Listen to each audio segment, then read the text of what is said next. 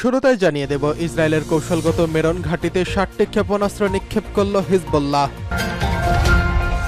জানিয়ে দেব, তেল আবিবের সড়ক বন্ধ করে ইহুদিবাদীদের বিক্ষোভ, নেতানিয়াহুকে উৎখাতের দাবি। এছাড়া রয়েছে ইয়েমেনের সশস্ত্র বাহিনীর নৌকৌশল আমেরিকাকে হতভম্ব করেছে দাবি হুতির। এদিকে গাজা যেখানেই আগ্রাসন সেখানেই বেদনাদায়ক জবাব দেওয়া হবে হুঁশিয়ারি আল কাসামস ব্রিগেডের।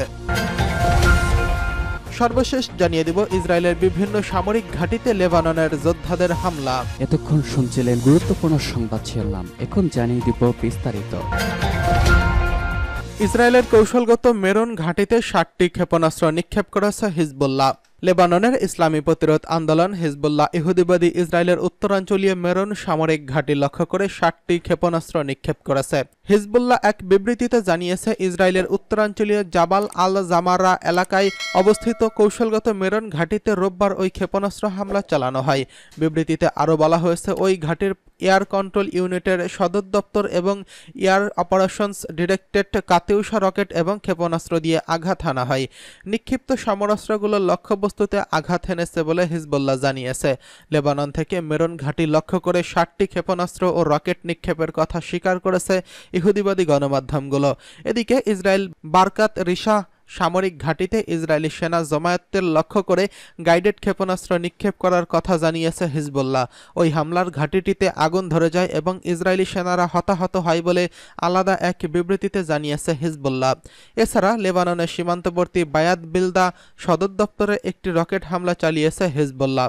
লেবাননের এই প্রতিরোধ আন্দোলন তার বিবৃতিতে বলেছে, গাজা উপত্যকার গণহত্যার প্রতিবাদে তারা এসব হামলা চালাচ্ছেন। গাজায় যুদ্ধবিরতি প্রতিষ্ঠিত হলে তারা বিনা ঘোষণায় উত্তর ইসরায়েলে হামলা বন্ধ করে দেবেন।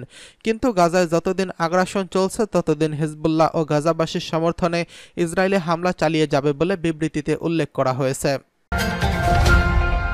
ব্যক্তিগত স্বার্থে যুদ্ধবিরতি হতে দিচ্ছে না নেতানিয়াহু, তেল আবিবের সড়ক বন্ধ করে ইহুদিবাদীদের বিক্ষোভ, নেতানিয়াহুকে উৎখাতের দাবি। গাজা উপত্যকায় যুদ্ধবিরতি প্রতিষ্ঠা করে সেখানে আটক ইহুদিবাদী পণবন্দীদের মুক্ত করে নেওয়ার দাবিতে ইসরায়েল জুড়ে চলছে বিক্ষোভ। অনুষ্ঠিত বিক্ষোভে অংশগ্রহণকারীরা রাজধানী তেল আবিবের একটি প্রধান হাইওয়ে বন্ধ করে দেয়। তারা যুদ্ধবাজ প্রধানমন্ত্রী বেঞ্জামিন নেতানিয়াহু সরকারের উৎখাতের দাবি জানান। বার্তা সংস্থা ইরানা বলেছে, তেল আবিবের বিক্ষোভকারীরা রোববার নগর আইলন হাইওয়ে বন্ধ করে দেয়। মহাসড়কটি তেল আবিবের উত্তর অংশের সঙ্গে দক্ষিণ অংশের সংযোগ স্থাপন করে। বিক্ষোভকারীরা নেতানিয়াহুর বিরুদ্ধে উত্তেজনাকর স্লোগানও দেয়। এর আগে শনিবার তেল আবিবের বিক্ষোভ করে ইহুদিবাদী প্রতিবাদকারীরা। তারা নেতানিয়াহুর মন্ত্রিসভার পতন ঘটিয়ে হামাসের সঙ্গে একটি যুদ্ধবিরতির চুক্তি করার দাবি জানিয়েছেন। তেল আবিবের থেকে প্রাপ্ত তথ্য জানা গেছে, নেতানিয়াহু ছাড়া ইহুদিবাদী ইসরায়েলের সকল শীর্ষ পর্যায়ের কর্মকর্তারা হামাসের সঙ্গে যুদ্ধবিরতির চুক্তি চায়, কিন্তু নেতানিয়াহু তার ব্যক্তিগত রাজনৈতিক স্বার্থে চুক্তি করতে দিচ্ছেন না। তেল আবিবের বিক্ষোভকারীরা যুদ্ধবিরতির চুক্তি প্রতিহত করার জন্য নেতানিয়াহু এসব প্রচেষ্টা চালাচ্ছেন তা বানচাল করে দেওয়ার জন্য ইসরায়েলি সেনা কমান্ডারদের প্রতি আহ্বান জানিয়েছেন। ইয়েমেনের সশস্ত্র বাহিনীর নৌকৌশল আমেরিকাকে হতভম্ব করেছে দাবি হুতির।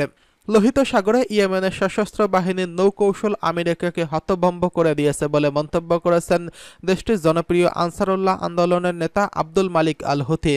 তিনি বলেছেন, ওয়াশিংটনে অত্যাধুনিক সামরিক প্রযুক্তির গাজা ফিলিস্তিনিদের প্রতিশোধ পরায়ণ হামলা চালানো থেকে বিরত রাখতে পারেনি। রোববার রাতে টেলিভিশনে সম্প্রচারিত এক ভাষণে তিনি আমেরিকা, ব্রিটেন ও ইসরায়েলের মোকাবেলায় ইয়েমেনের সামরিক ও ক্ষেপণাস্ত্র সক্ষমতার ভূয়সী প্রশংসা করেন। আমেরিকা, ব্রিটেন ও ইসরায়েলকে তিনি শয়তানের ত্রিভুজ বলে অভিহিত করেছেন। ইয়েমেনের নৌবাহিনী অভিযানগুলোকে শত্রুর বুকে কাঁপন ধরিয়ে দিয়েছে উল্লেখ করে হুতি বলেন, মার্কিন বিমানবাহী রণতরীগুলো লোহিত সাগরে আমাদের বিরুদ্ধে হামলা চালানোর পরিবর্তে ওই সাগর ছেড়ে পালিয়ে গেছে।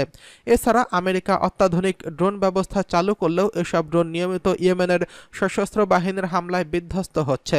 তিনি আরও উল্লেখ করেন যে অনেক দেশ ইয়েমেনের বিরুদ্ধে মার্কিন নেতৃত্বাধীন জোটের ফাঁদে আটকা পড়েনি, এমনকি আরব দেশের সঙ্গে সরাসরি সমন্বয়হীনতার প্রয়োগ করেছিল।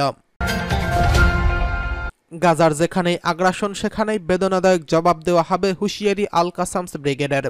ফিলিস্তিনের ইসলামী প্রতিরোধ আন্দোলন হামাস বলছে, গাজায় আগ্রাসনের 9 মাস পেরিয়ে যাওয়ার পর এখন ইহুদিবাদী ইসরায়েলি সেনারা উপত্যকায় যেখানে আগ্রাসন চালাচ্ছে তাদের সেখানেই বেদনাদায়ক জবাব দিতে হচ্ছে।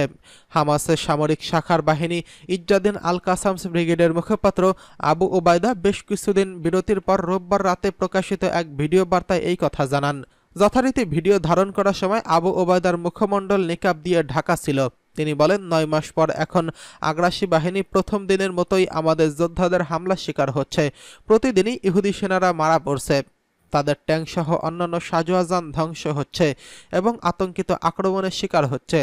আবু ওবায়দা বলেন, গাজা যে অংশে তারা হামলা চালাচ্ছে এবং সেই অংশে বেদনাদায়ক হামলার শিকার হচ্ছে।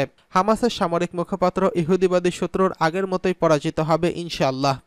গাজায় একটি যুদ্ধবিরতি মেনে নিতে ইসরায়েলকে বাধ্য করতে অপারগতার জন্য তিনি আন্তর্জাতিক সংস্থাগুলোর তীব্র সমালোচনা করে বলেন, 9 মাস ধরে মাতৃভূমি আঁকড়ে থাকার এবং দখলদারদের এই ভূমি কেড়ে নিয়ে দিতে অস্বীকৃতি জানানোর মাশুল দিতে হচ্ছে গাজাবাসী ফিলিস্তিনিদেরকে, আর এই অপরাধে বিশ্ববাসীর মুখ বুজে সহ্য করছে।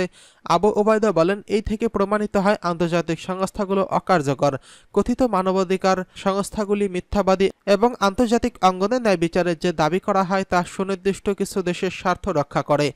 এই নিয়ে এই অবস্থার অবসান ঘটানোর আহ্বান জানান তিনি। এদিকে ইসরায়েলের বিভিন্ন সামরিক ঘাঁটিতে লেবানন যোদ্ধাদের হামলা।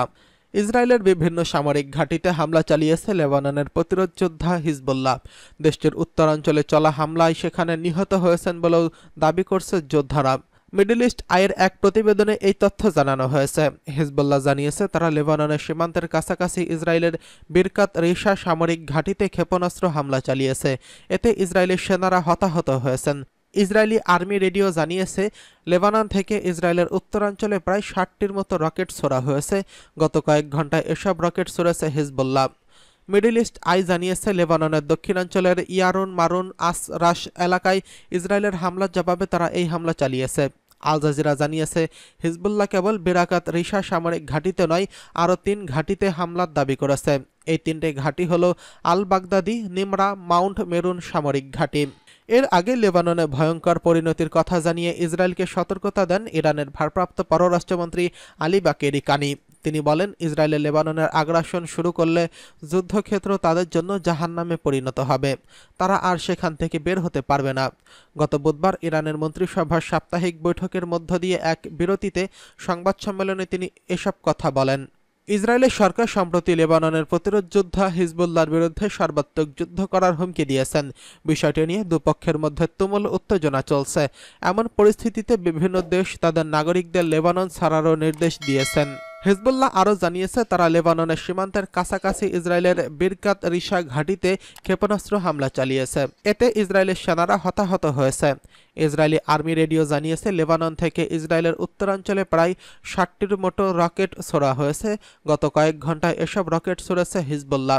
মিডল ইস্ট আই জানিয়েছে, লেবাননের দক্ষিণাঞ্চলের ইয়ারুন মারুন ও আসরাশ এলাকায় ইসরায়েলের হামলার জবাবে তারা এই হামলা চালিয়েছে।